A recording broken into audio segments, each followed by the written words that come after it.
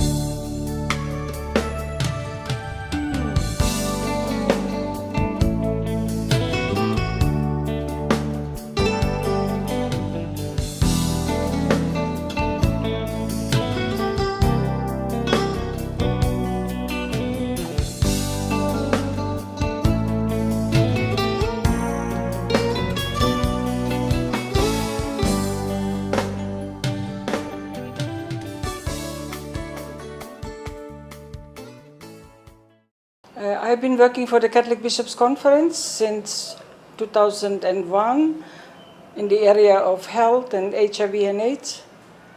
And I had one office at the Catholic Bishops' Conference.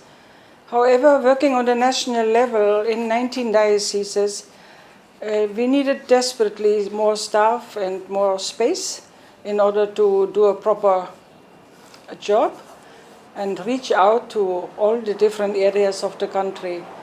At the CBC, there was no more office space for us available, so we looked for other ways. And since the Catholic Church is the church, the main NGO who is providing care for HIV and AIDS, who is reaching out for training, VCT centers and counseling and care, we desperately needed more space.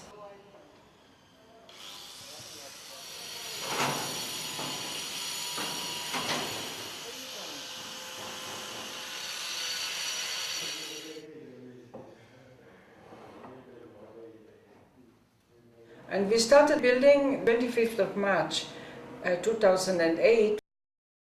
The place should have been built up and finished within 9 months. We had a stop in between from the National Capital District Commission because of some disputes the engineers had with a company in New Zealand. Final little details took us until the 4th of March when the official opening took place. The office is very spacious now, and we feel ourselves almost lost in such a big building because we are used to such small little offices crammed in between boxes and materials and books and leaflets and pamphlets. The office setup is really good now, except for one thing, that we don't have any telecommunication. We have no telephone connected, and we have no email or fax machine. We have chosen to call this center the Frenadimet Center for various reasons. Because it was in the year, the special year of the founder and Father Frenadimet. On the 28th of January, it was exactly 100 years ago that Father Joseph Frenadimet died in China. And Father Joseph has been a friend of the poor, the orphans, and the neglected. That's what we read about him in his biography. And we also had some other reasons for it, which are maybe more personal for myself. because I bought this property from a Chinese, and the contractor and builder was a Chinese, so I felt it would be appropriate to dedicate it to a Chinese, because Father Joseph always said in heaven he wanted to be a Chinese.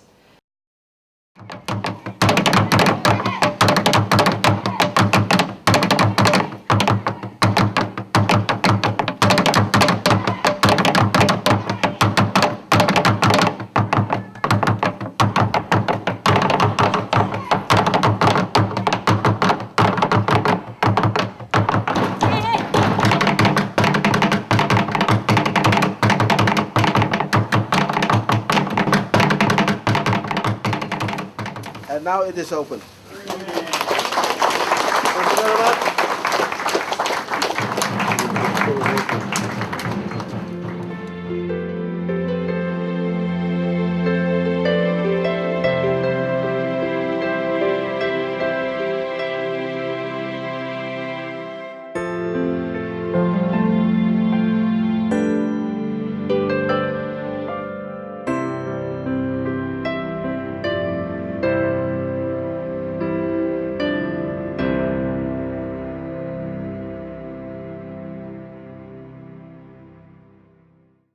Thank you so much for coming and for this opening ceremony.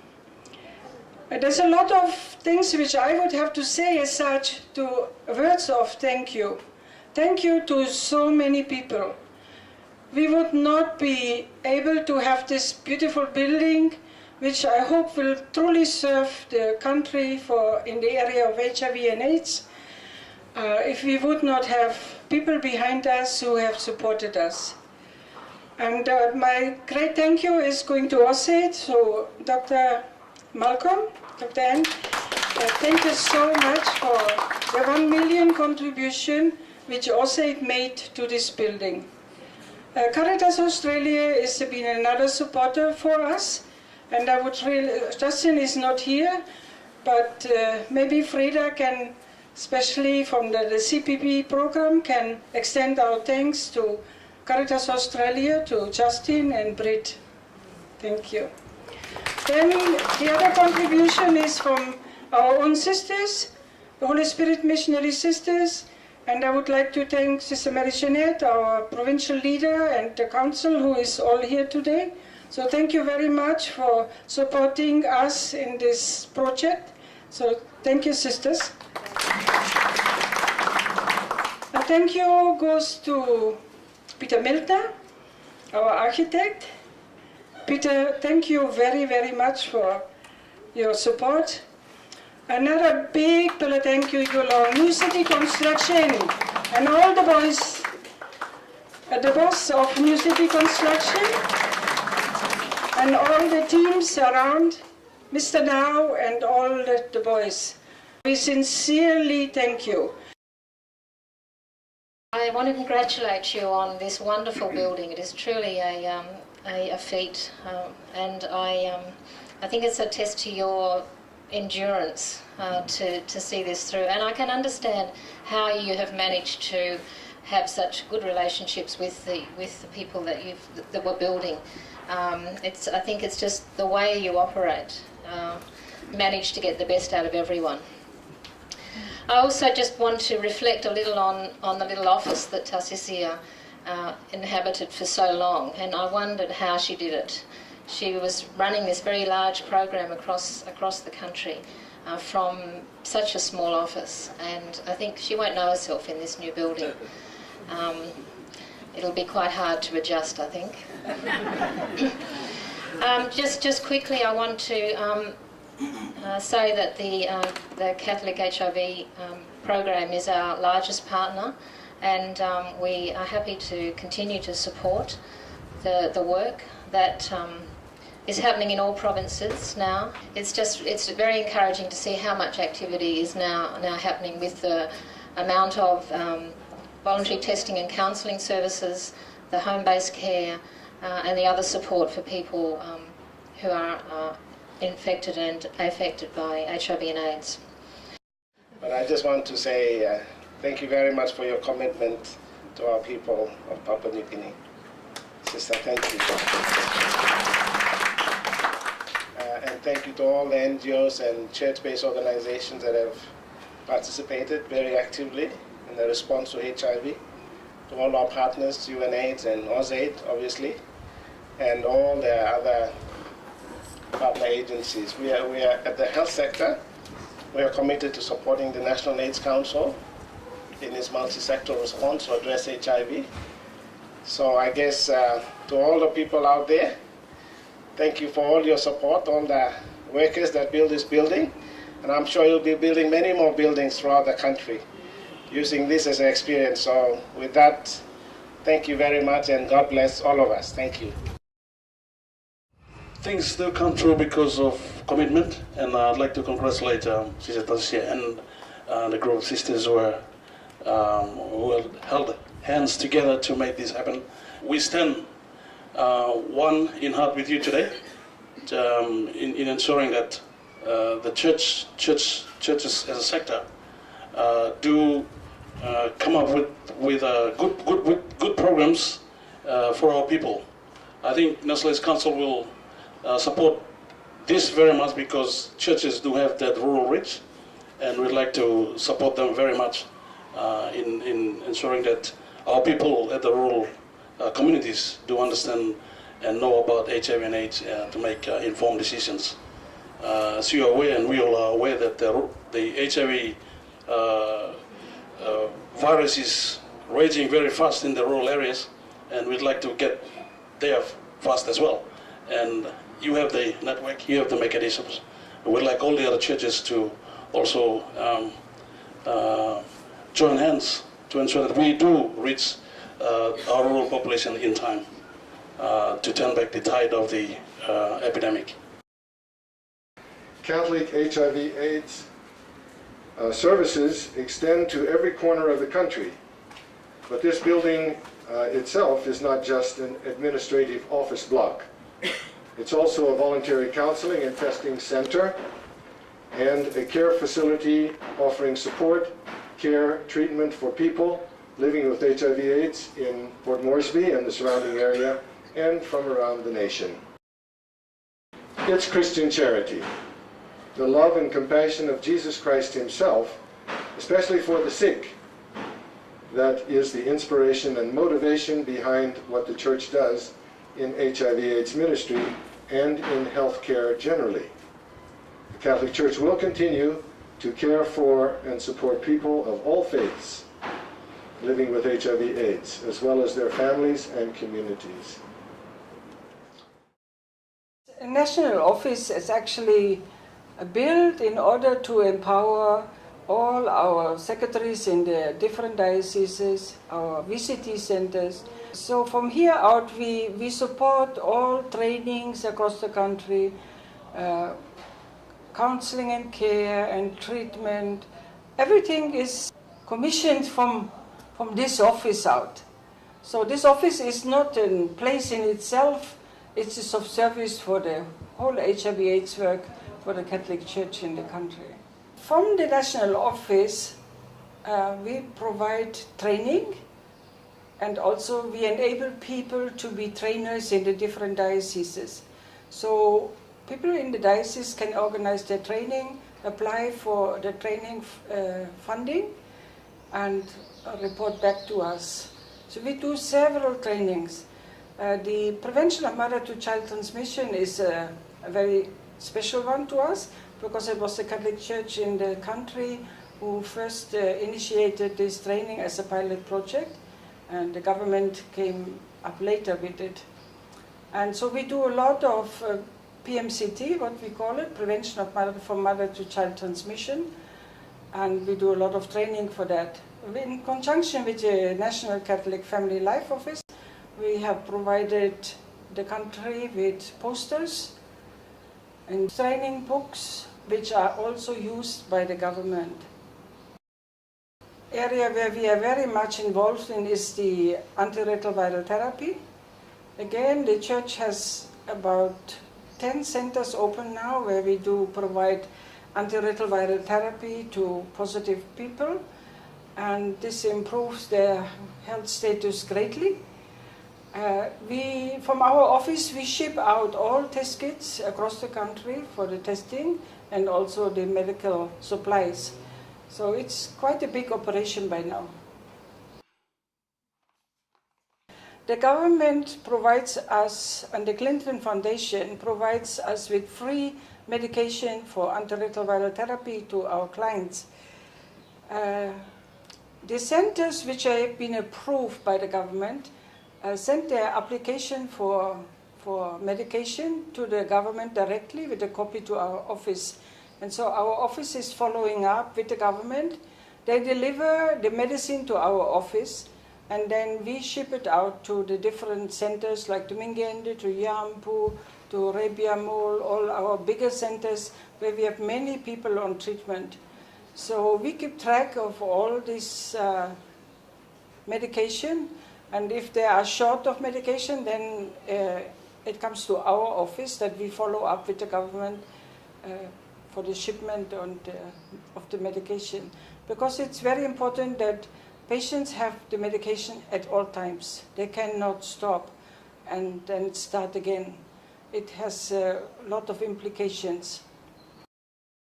We started the first VCT center in June 2004, and now we have 60 VCT centers across the country, with in all centers at least 2 trained counselors. The country has started now with a new algorithm, which means that we can do the confirmation tests within our VCT centers, and a number of our centers have been selected by the government to be the forerunners in the country for confirmation tests within the country. So it means we do not have to collect any more blood and carry it to the next major hospital, and very often you would never get the result back, and people would die before they knew their status. So this is all becoming much more easier for us, but of course we need people who supervise, who teach, who train, and also who give support to the counselors, because the burnout of the counselors is at a very high rate. It's not easy to give a person, a family father or mother, a positive result, and we have to take special care of our counselors. So that means all in all that we need more staff, more space in order to provide quality service. With the attendance for VCT, in the first year in 2004 when we started, we counseled and tested 6,400 people. And for the first year I thought it was not bad because we had only a few centers at that time.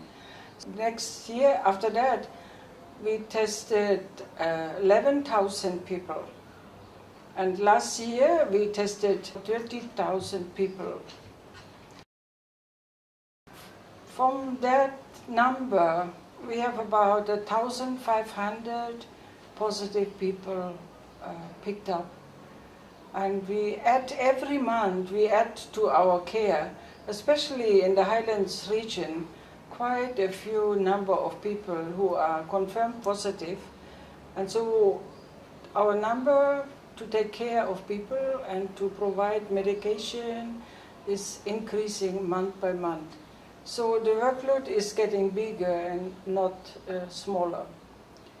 People do freely come now for HIV, depending on what area in the country you are. I realize and note that the Highlands people are much opener and accepting VCT than some of the coastal areas where culture is different. It's still stigma attached to it if you go to a VCT center for counseling and care and testing. While the Highlands region seems to be much more open. The numbers in the Highlands are much bigger, and I believe that there is not a village in the Highlands region where people have not experienced death. So they are much more used to it already than that AIDS is there, and AIDS is there to stay. By this, early 2009, We try to go out more to the rural area. We have concentrated first on the urban areas and the smaller towns. But now we're going out to much more remote areas because the virus has traveled already through the remote area and we are just trailing behind instead of being ahead of it.